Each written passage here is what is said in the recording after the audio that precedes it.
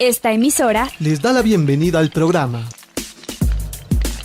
Encuentros con la Filosofía, para conversar poniendo en duda nuestras certezas, con la participación abierta de profesores de la Universidad Politécnica Salesiana, de la Universidad Central del Ecuador, de la Universidad Andina Simón Bolívar.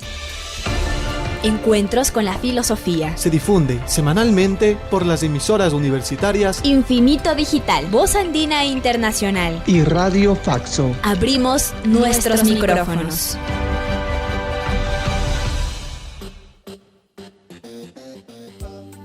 Bienvenidos y bienvenidas al programa semanal Encuentros con las Filosofías. Les saluda Edison Aguilar Santa Cruz. Saludo también a Tito Chela en la cabina de Radio Voz Andina Internacional. Saludo al invitado de esta semana, Carlos Rojas Reyes, estudioso del pensamiento marxista, especialmente en la reconstrucción de la dialéctica de El Capital, enfocado en repensar la conciencia de clase desde una perspectiva contemporánea. Simultáneamente estudia estética y ontología del pensamiento andino. Él es doctor en estudios culturales latinoamericanos, ex docente de filosofía en la Universidad de Cuenca y en la Universidad de la SUAY. Sus publicaciones: Introducción al pensamiento marxista, Tiempo, sujetos y conciencia, 3 volúmenes de estéticas caníbales y ontología amerindia. Esta semana, Carlos Rojas, en la serie temática dialéctica, presenta la segunda parte de Marx y el método dialéctico. Bienvenido, Carlos. Buenos días, Edison. Carlos nos ha aproximado al sistema categorial de El Capital de Marx, un sistema producto de un proceso de formación específico, por lo que para acercarnos a ese proceso de formación de las categorías en El Capital, le preguntamos: ¿qué es una categoría? ¿Qué es la intuición y cómo participa en este sistema? ¿Qué es una intuición categorial? ¿Cuáles son los requisitos de validez de una intuición categorial? Bien, vamos a entrar en este tema que tiene que ver mucho con la manera como se conforman las ciencias, toda ciencia natural, social, humana, sin excepción, y cómo funciona. Esa es la pregunta epistemológica, ¿no? ¿Cómo funciona finalmente una ciencia? Y me hemos dicho antes de que toda ciencia parte de definir un determinado vocabulario. Hay unos términos que están ahí, unos conceptos. Toda ciencia tiene unos conceptos, el concepto de sociedad, el concepto de rol, el concepto de estatus, de etnia, en fin, de género, dependiendo de la ciencia en la que nosotros estemos. Una ciencia está llena de conceptos. Pero nosotros vamos a dar un paso adelante y lo que queremos establecer es que en Marx, en el primer momento en donde se constituye la economía como ciencia, Marx hace parte de esto que es bastante conocido en el mundillo epistemológico, que denominamos intuición categorial. Digamos, Marx, el primer paso, el gran paso que da es hacer una intuición categorial. Y ya vamos a ver en qué consiste la intuición categorial. Y para eso quisiera ir poco a poco para entendernos plenamente. Entonces, en una intuición categorial uno tiene categoría, tiene intuición categorial y tiene luego que ver cómo funciona y ver cómo funciona en Marx. Digamos, el microprograma del programa de hoy, si quieres, ¿no? ¿Qué cosa es una categoría en sentido estricto? Esto viene desde Aristóteles y Marx era un muy buen conocedor de Aristóteles, desde luego. nosotros decimos que una, una ciencia no solamente tiene un lenguaje, un vocabulario, sino que este lenguaje y este vocabulario que estamos usando, el vocabulario sociológico, como digo, qué cosa es una sociedad, qué cosa es una cultura, qué cosa es un rol, qué cosa es un estatus, qué cosa es un prejuicio, cuáles son los problemas de la verdad, etcétera, que nosotros podamos tener en la sociología. Pero estos conceptos, para realmente ser científicos, tienen que transformarse en categorías. La ciencia no trabaja solamente con conceptos, porque conceptos hay conceptos filosóficos, conceptos éticos, conceptos personales, en fin, la noción de conceptos es no todo concepto, ni tiene por qué ser, no hay que ser un reduccionista, digamos, no todo concepto es un concepto científico, digo, son válidos también muchos conceptos que no son científicos, claro está, pero en la ciencia los conceptos tienen que ser estrictamente científicos y para hacerlos tienen que convertirse en categorías. En el siglo finales del 20-21 hay un desarrollo enorme del pensamiento categorial, tanto en las ciencias como en la matemática o en la lógica, ¿no? Hay toda una teoría de las categorías. Entonces una categoría es un conjunto de conceptos interrelacionados que forman un sistema. Entonces una categoría no solo es un concepto, sino es un concepto que pertenece a un sistema. Y entonces hemos dado un paso más. Ya. Entonces nosotros vamos a ver cómo esta serie de elementos sociológicos que estoy poniendo yo, cultura, sociedad, género, rol, estatus, ya pertenecen al sistema llamado sistema sociológico de las distintas escuelas y corrientes sociológicas. Cada corriente sociológica le va a dar una definición a estos términos y va a tener un conjunto de interrelaciones con este sistema.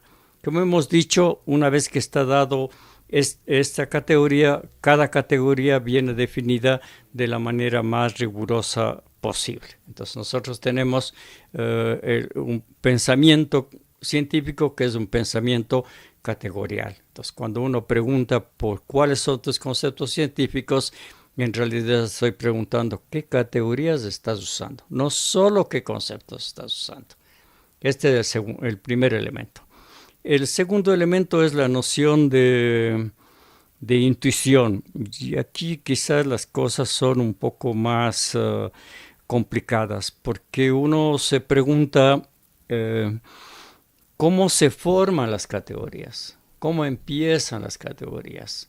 O sea, cómo Newton llega a fuerza por masa por aceleración, cómo Einstein termina por definir el tiempo y espacio como una sola cosa en la teoría de la gravedad restringida o la general, la teoría relativa general, como las nociones de la mecánica cuántica. De pronto tú dices aquí hay una cosa que se llama entrelazamiento, en fin, todas las categorías. Entonces, si uno piensa, digamos, si uno se mete a la historia de la ciencia, uno no puede decir que la categoría de evolución de las especies es lo digo porque es un ejemplo que Marx conoce, ¿no?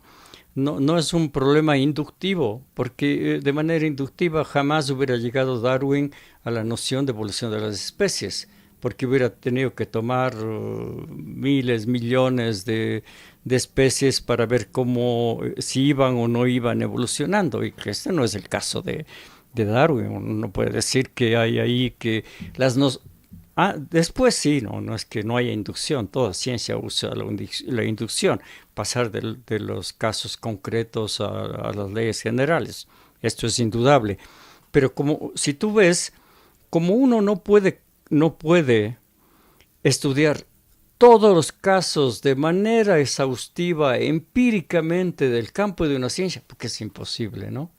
Es simplemente imposible. Allí hay un salto. Y Kuhn le muestra muy bien al ver la noción de paradigma, de constitución del paradigma, o Lakatos en el momento en el que se forma el programa. Lakatos le llama decisionismo.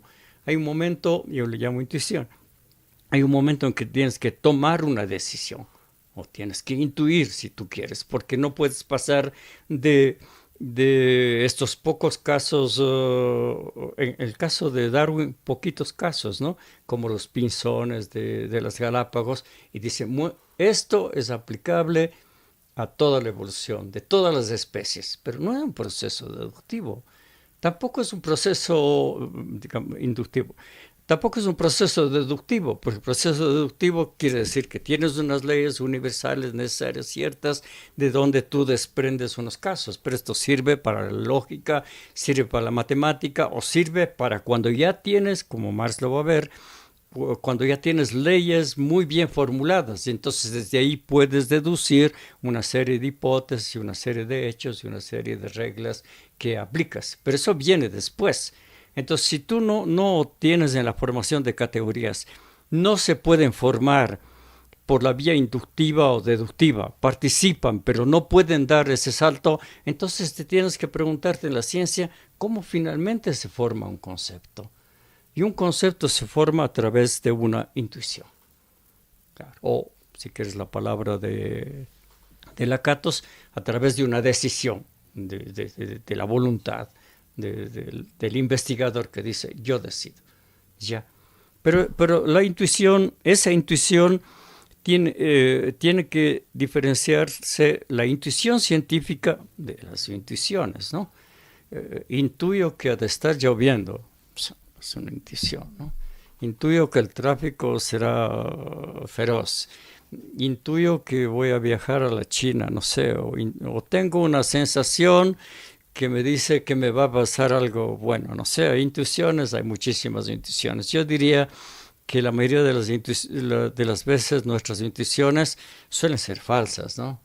Como somos los ecuatorianos, sufrimos dos veces, uno por lo que va a pasar y otro por lo que pasa, ¿no? Así somos, ¿no? Entonces, ¿qué pasará? ¿Qué le habrá pasado? ¿Por qué la edición no llega temprano? ¿Habrá sufrido un accidente? ¿Tendrá problemas de salud? ¿Le habrán llamado de urgencia? No, solo estaba en el tráfico, pero claro, ya estás tú, intuyes todo lo que esa maquinaria imaginaria que nosotros tenemos. Pero la mayoría de veces esa intuición es una intuición que no es válida, claro, y nos dejamos llevar.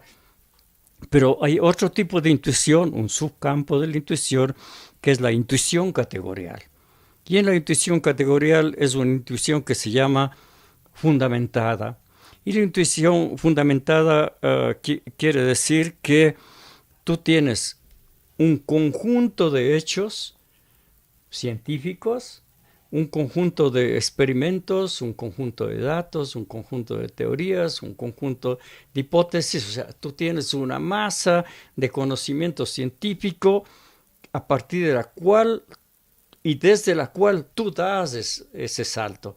Tú haces la intuición, tú tomas la decisión. Nunca se hace en el vacío.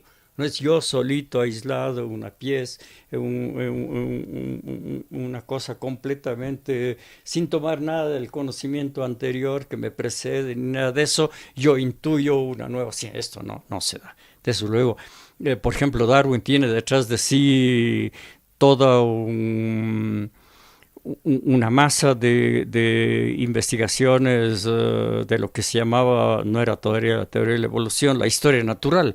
Claro, estudia toda la historia natural, pero claro, dice, la historia natural no me es suficiente. Tengo que a partir de la historia natural necesito una explicación más adecuada. Entonces, claro, digo, la evolución de las especies. Y como ves ahí está preparado ese segundo momento. Pero una vez que das el salto de la intuición categorial, tú tienes que dar el segundo paso. Este es solo la mitad del paso. Ya, entonces tú te encuentras con la evolución de las especies. Darwin dice, la evolución de las especies. Y supera la historia natural, supera el Linneo que está detrás de él y que es la base de él. Entonces el segundo paso es, bien, pero una vez que tengo estas nuevas categorías que yo he intuido, yo tengo que aplicarlas a la ciencia para ver si tiene una, como dice Lakatos, una mayor potencia heurística, una mayor capacidad explicativa. Entonces voy a ver si esos hechos que no estaban bien explicados en Linneo, yo los puedo explicar de mejor manera con la teoría de la evolución. Y claro, ahí ya puede desarrollar toda la evolución de las especies y viene todo el darwinismo y el neodarwinismo que nosotros tenemos hasta ahora. Pero claro, este segundo momento es fundamental. No es que yo me quedo y digo, ya es verdad mi categoría. No, mi categoría solo es una hipótesis, es una ley provisional. Yo tengo que someterla al trabajo empírico, a la comprobación, a la falsación, a la investigación empírica, a ver si explica y describe bien los hechos científicos que están acá. Eso es lo que es una intuición categorial. ¿Ves? Entonces, ahora pongámoslo en Marx, si te parece. Sí. De hecho, como estamos en Marx y el método dialéctico como método científico, y en contraposición a ese mecanicismo del método que regularmente se ha puesto en circulación, hay algo que distingue al método dialéctico como un elemento fundamental, que es la suspensión del juicio. Por eso le preguntamos en qué consiste la suspensión del juicio y por qué es diferente de la eliminación de un elemento. Bien, yo para llegar allá, digamos, yo quisiera poner, ya vamos a llegar al punto que estás mencionando, para ver cómo este tema de la intuición categorial llega a esto, a la relación entre valor de uso y valor, que es la suspensión del juicio que estamos hablando. Entonces, ¿cómo Marx intuye estas categorías? Entonces, yo creo que lo que Marx tiene detrás de sí la economía política clásica, ¿no? Toda la economía política clásica, y tiene desde luego los estudios antropológicos y tiene las otras ciencias que están ahí, donde ve cómo en la química se están formando las categorías, como la noción de átomo, la noción de valencia, la noción de interrelación entre las valencias, la primera idea todavía vaga de lo que era un electrón, se está formando las categorías. Entonces, Marx, a partir de esa economía política, con los elementos de la dialéctica hegeliana, hace su intuición categorial y dice: aquí hay un valor de uso y hay un valor de cambio. Claro, primero hay un valor de uso y un valor de cambio. Eso quiere decir que él da ese salto para unir las dos cosas, hace una primera intuición categorial. Y esa primera intuición categorial, que es lo que ha provocado que se escriban cientos de libros, dice: voy a partir de la mercancía. Pero esta es una intuición. O sea, ¿de dónde parto? Dice Marx. Mira, ahí tienes decenas de trabajos de Ricardo, de Smith y de los economistas clásicos, pero ¿cuál va a ser mi punto de partida en esa masa gigantesca de investigaciones que tengo detrás de mí? Y él entonces toma una decisión, hace una intuición. Dice: voy a partir de la mercancía. Pero ¿cuál es el núcleo de la mercancía? Claro, yo me acerco a la mercancía y veo que detrás de ello hay dos cosas. Hay una cosa que es un valor de uso. Toda mercancía tiene que satisfacer una necesidad. Si no, no es mercancía.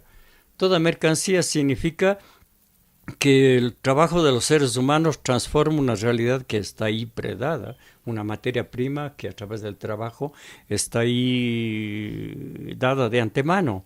Entonces, claro, en esa máquina de intuición categorial dice: pero el trabajo es la noción fundamental de Hegel, como de Ricardo, de David Ricardo, es la noción de trabajo. Pero Marx dice: pero claro, La gente no vende el trabajo, la gente no te vendes como persona en el capital, te compran tu tiempo de trabajo, te compran tu fuerza de trabajo. Entonces Marx hace esta intuición que dice, hay que pasar del trabajo a la fuerza de trabajo. Entonces va haciendo. Y dice, después de eso, todas estas mercancías, si las comparamos, tenemos que poder compararlas. Y para poder compararlas necesitamos un equivalente general, una mercancía que sirva como comparativa de todas las otras mercancías. Entonces el dinero, o el oro primero, el dinero después. Entonces ya tenemos un equivalente general. Claro. Y entonces, como ves tú, Marx ha hecho esta intuición categorial.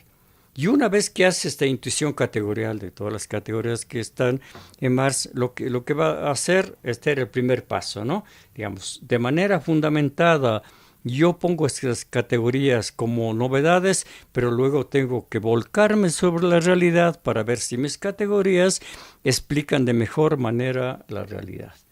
Y entonces la relación entre valor, ya no valor de cambio, el valor en cuanto a apropiación por parte del capital del trabajo no pagado, la valorización del valor, que es la plusvalía, se enfrenta al valor de uso. Y entonces Marx dice, ¿cómo yo explico la relación entre estas dos categorías? Y la manera como yo explico la relación entre estas dos categorías es que todo valor siempre es valor de uso. Esto es fundamental, ya. Pero cuando yo tengo el dinero, al dinero no le importa finalmente que si es lentes, micrófono, papel, todos son mercancías en abstracto, claro. Y por eso el dinero puede comprar con dinero puedes comprar cualquier cosa. Si tienes dinero, obviamente puedes comprar absolutamente cualquier cosa. Al dinero no le importa qué cosa estás comprando. Pero claro, en esa relación, y yo quería poner ese ejemplo de la suspensión temporal, no es que el valor de uso desaparece.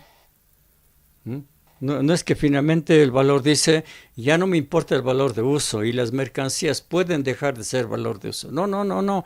Sino dice, mira, momentáneamente, provisionalmente, vamos a suspender el juicio. Vamos a decir, oye, por el momento no te preocupes si es lentes o micrófono.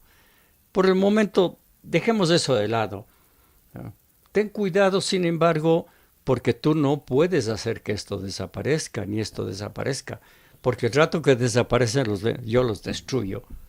Digamos, hipotéticamente, rompiera las cosas aquí. Entonces dejan de ser valores de uso. Y si dejan de ser valores de uso, tú ya no les puedes comprar, pues, oye, estos lentes rotos no les puedo comprar, ya no me sirven para mejorar la visión.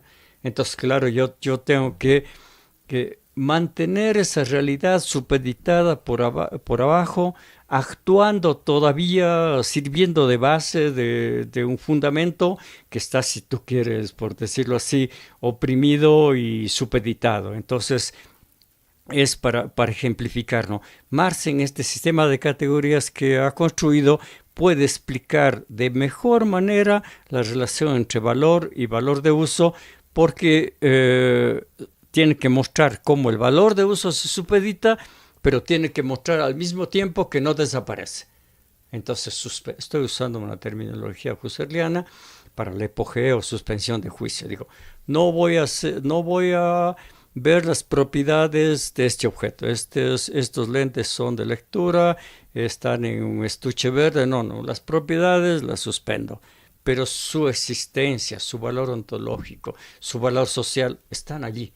Entonces, bueno, esto es importante para ver cómo estas gigantescas intuiciones categoriales de Marx, la forma valor, el valor, la mercancía, la plusvalía, el plusvalor relativo, el plusvalor absoluto, etcétera, son capaces de explicar la realidad de una manera mucho más profunda y mejor que la economía clásica. Entonces estas categorías son válidas. Son válidas porque fueron intuidas en base a un fundamento y son válidas porque yo las puedo confrontar con la realidad. Bien. Otro elemento fundamental del método dialéctico en la formación categorial es la relación entre este sistema y la historia, por lo que preguntamos qué regularidades dinámicas forma la historia, cómo se indexan en la realidad los sistemas, cómo se entrelazan sistema e historia en el capital. Yo creo que si ha habido un debate en el marxismo, que sigue todavía, es el debate entre los enfoques históricos, historicistas, y los debates sistemáticos, no sé, entre Thompson, Wallerstein, Brodel por un lado, o la escuela de Althusser y Gerreuten por otro lado, de Mosley, que digamos, quizás en el siglo XXI lo que más se ha privilegiado es esa mirada sistemática de Marx. La tensión entre sistema e historia es una tensión enorme.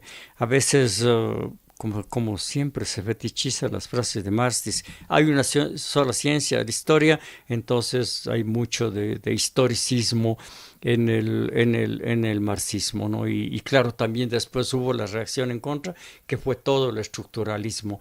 Pero yo creo que estamos llegando a un momento que es un momento muy importante para mostrar cómo en Marx se conjugan los dos momentos, cómo en Marx dialogan, cómo se interrelacionan en Marx los dos momentos. Digamos, Marx va a mostrar cómo la historia produce leyes, produce sistemas, produce formas sociales, produce estructuras. La noción de, digamos, la palabra de Marx que usa es base y estructura, que sigue estando ahí detrás de todo eso. Entonces Marx que le interesa, que tiene un sentido histórico tan profundo, a él le interesa descubrir las estructuras que están moviéndose detrás de eso.